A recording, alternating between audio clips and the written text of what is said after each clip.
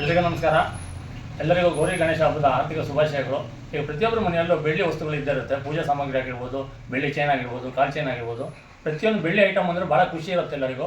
ಆದರೆ ಅದನ್ನು ತಗೊಂಡ ಮೇಲೆ ನಮಗೆ ಪ್ರತಿ ಸಲನೂ ಕ್ಲೀನ್ ಮಾಡೋದಂದ್ರೆ ಭಾಳ ಸಮಸ್ಯೆ ಆಗ್ತಿರುತ್ತೆ. ಅದಕ್ಕೋಸ್ಕರ ಅದನ್ನು ಈಸಿಯಾಗಿ ಪ್ರತಿಯೊಬ್ಬರ ಮನೆಯಲ್ಲೂ ಇಟ್ಕೋಬೋದು.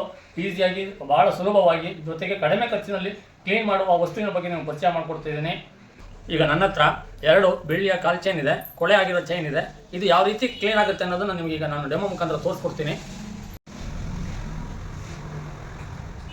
ಹಾಗಾದರೆ ಈಗ ಡೆಮೋ ಮಾಡಿ ನೋಡೋಣ. ಈಗ ಬೆಳ್ಳಿ ಚೈನ್ ಯಾವ ರೀತಿ ಕ್ಲೀನ್ ಆಗುತ್ತೆ ಅನ್ನೋದನ್ನು ನಾವು ಡೆಮೋ ಮುಖಾಂತರ ನೋಡೋಣ. ನೋಡಿ, ಇದು ಅರ್ಧ ಲೀಟ್ರು ಬಾಟ್ಲಿ ಆಗಿರುತ್ತೆ. ಓಕೆ, ಈಗ ನೋಡಿ, ಈ ಕ್ಯಾಪನ್ನು ತೆಗೆದು ಇದ್ರ ಒಳಗಡೆ ಒಂದು ಸ್ಟ್ಯಾಂಡ್ ಇರುತ್ತೆ. ಆ ಸ್ಟ್ಯಾಂಡಲ್ಲಿ ನಾವು ಬೆಳ್ಳಿ ಐಟಮನ್ನು ಹಾಕಿದ್ರೆ ನೋಡಿ, ಈ ಥರ ತೆಗಿಬೇಕು. ಈ ಥರ ತೆಗೆದು ನಾನೀಗ 2 ಚೈನಲ್ಲಿ ಒಂದು ಚೈನನ್ನು ಹಾಕ್ತೀನಿ. ಹಾಗಾದರೆ ಯಾವ ರೀತಿ ಕ್ಲೀನ್ ಆಗುತ್ತೆ, ಒಂದು ಚೈನಿಗೆ ಮತ್ತೊಂದು ಚೈನಿಗೆ ಡಿಫ್ರೆನ್ಸ್ ಏನು ಅನ್ನೋದು ನಿಮಗೆ ಗೊತ್ತಾಗುತ್ತೆ. ಒಂದು ಚೈನನ್ನು ಇದ್ರ ಒಳಗಡೆ ಕೂರಿಸ್ತೀನಿ, ಇದನ್ನು ಡಿಪ್ ಮಾಡ್ತೀನಿ. ಒಳಗಡೆ ಬಿಟ್ಬಿಟ್ರೆ ಆಯಿತು. 5 ನಿಮಿಷ ಇದನ್ನು ಹೀಗೆ ಬಿಡಬೇಕು. ಈಗ ಬಿಟ್ಟು 5 ನಿಮಿಷ ಹೀಗೆ ಇಟ್ಟರೆ ಆಯಿತು. 5 ನಿಮಿಷ ನಂತರ ಅದನ್ನು ತೆಗಿತೀನಿ ನಾನು. ಹಾಗಾದರೆ 5 ನಿಮಿಷ ಆಯಿತು, ಬನ್ನಿ ನೋಡೋಣ. ಈಗ ನೋಡಿ, ಈ ಲಿಕ್ವಿಡಲ್ಲಿ ಹಾಕಿದೀವಲ್ಲ, ಅದನ್ನ ಈಗ ತೆಗಿಯೋಣ ಚೈನನ್ನು.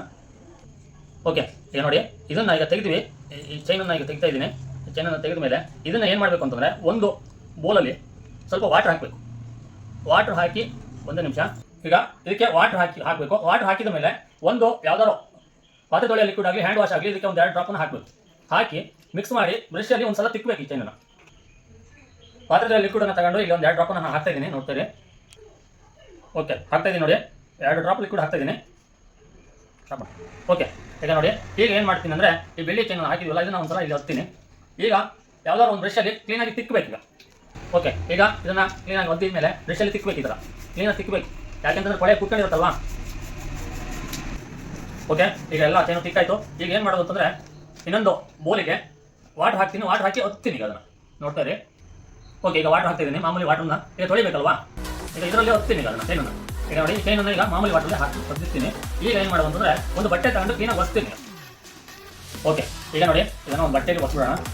ಬಟ್ಟೆ ತಗೊಳ್ತಿದ್ದೀನಿ, ಕ್ಲೀನಾಗಿ ಬಟ್ಟೆಗೆ ಒತ್ತೀನಿ. ಓಕೆ, ಈಗ ನನಗೆ ಕ್ಲೀನಾಗಿ ಹೊಸಾಯಿತು. ಹಾಗಾದರೆ ಏನಾಗಿದೆ ಬೆಳ್ಳಿ ಚೈನ್ ಅನ್ನೋದನ್ನು ನೋಡೋಣ ಒಂಥರ.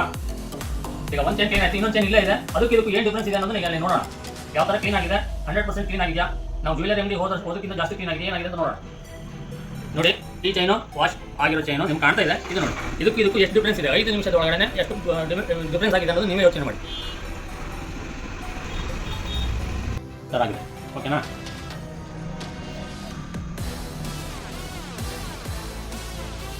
ಕ್ಲೀನ್ ಆಗಿದೆ ಅಂತಲ್ಲ.